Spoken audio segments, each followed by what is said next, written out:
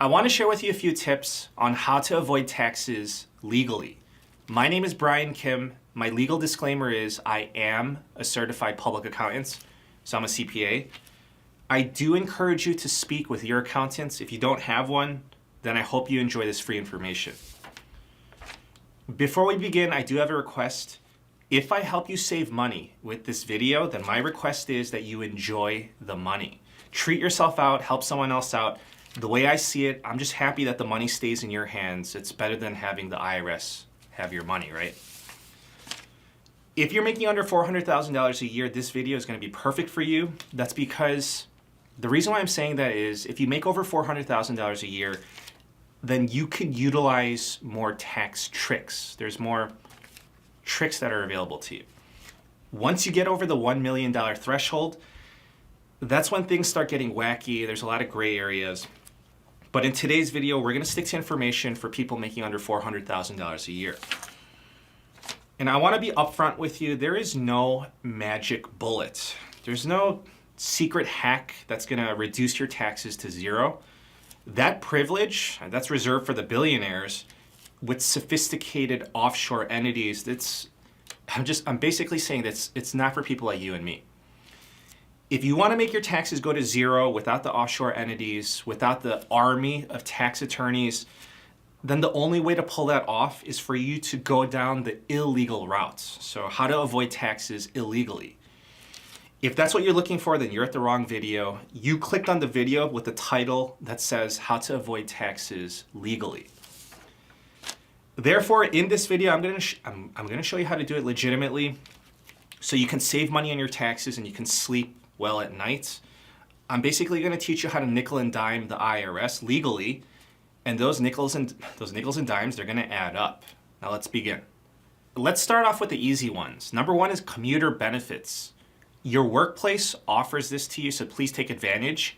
For 2023, you can spend up to $300 a month tax-free on commuting.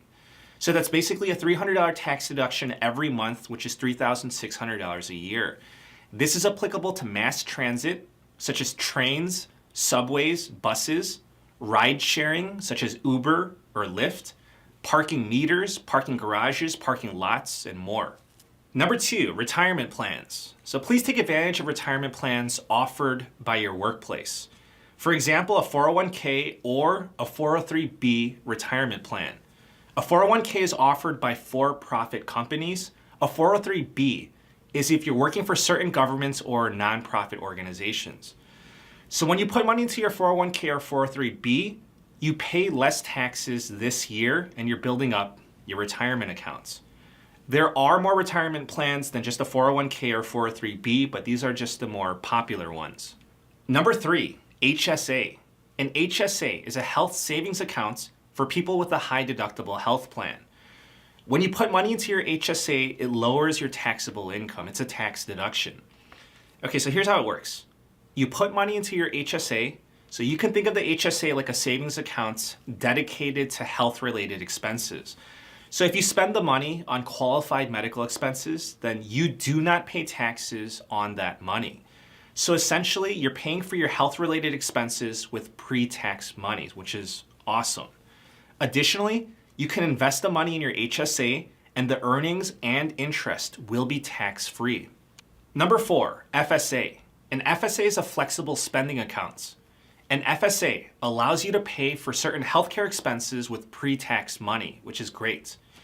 But I do want to warn you that there's a use it or lose it rule with the FSA. If you have leftover money in your FSA by the end of the year, you end up losing it unless your company has a rollover option. Number five, dependent care FSA. You can pay for childcare expenses with pre-tax money. You can do this for children and adult dependents. You can use your pre-tax money to pay for daycare, nurseries, preschool, nannies, au pairs, babysitters, day camps, after-school programs, adult daycare facilities, and more. Now let's move on to saving money and paying less taxes within investments. So number six, we have capital losses. If you have cryptocurrency losses, make sure that you report them because losses are good for tax purposes. Losses are tax deductions.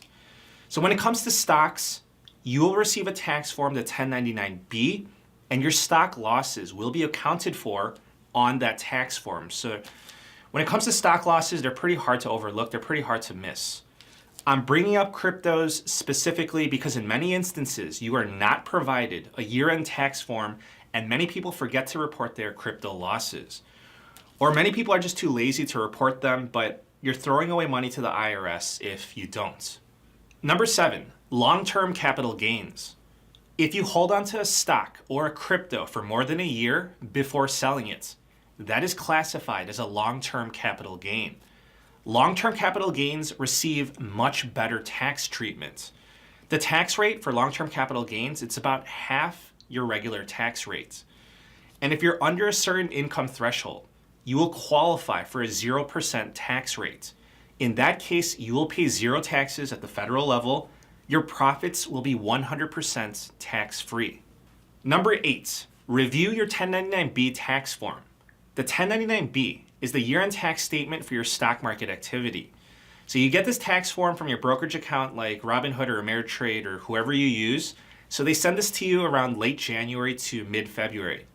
But you can also download the 1099-B from your brokerage account. You just have to go to the tax section in your app or on their website. With this 1099-B tax form, just gloss over it. Make sure that there are no obvious mistakes. I want to tell you about the most common mistake that I see that makes people pay more tax than they should. On your 1099-B tax form, if you see some information that's blank or missing, that could cost you a lot of money. And I see this happen all the time.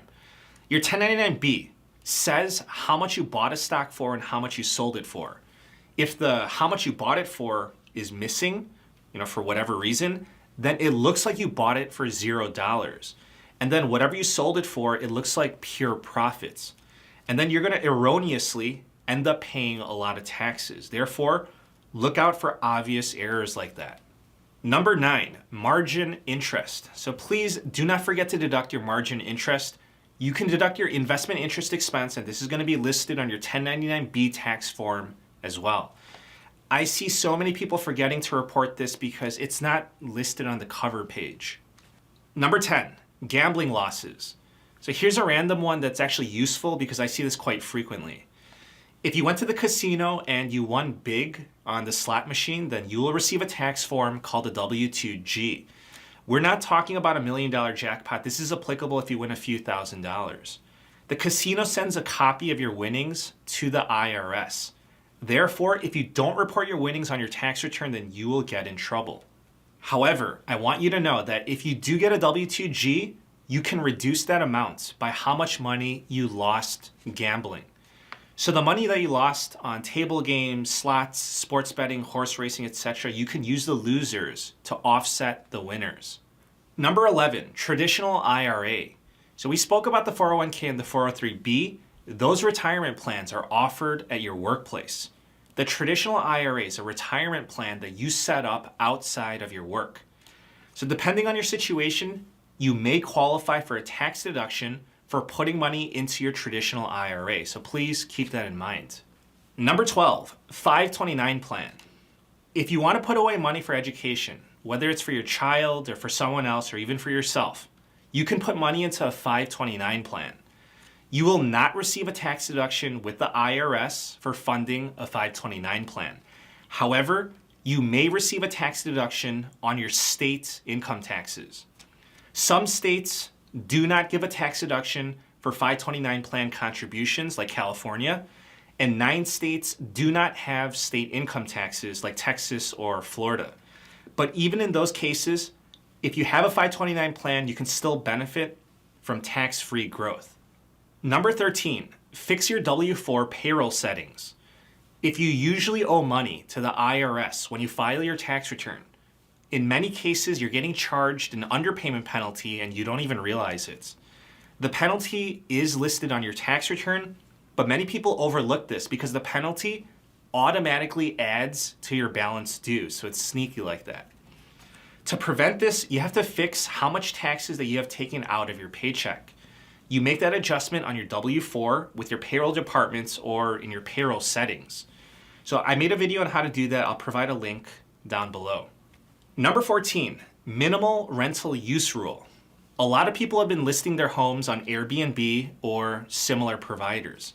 If you rented out your home for 14 days or less, the money that you make will be 100% tax-free. This is called the minimal rental use rule. So make sure that you report this properly, otherwise you're gonna end up paying taxes, which is wrong. Notify your accountants or look it up. It's called, again, the minimal rental use rule. So I hope this has been helpful to you. I hope you pay less taxes to the IRS. And again, if this video helped save you money, please treat yourself out, treat someone else out. I'm just happy for you. Please subscribe. I thank you for the support, and I wish you a very nice day.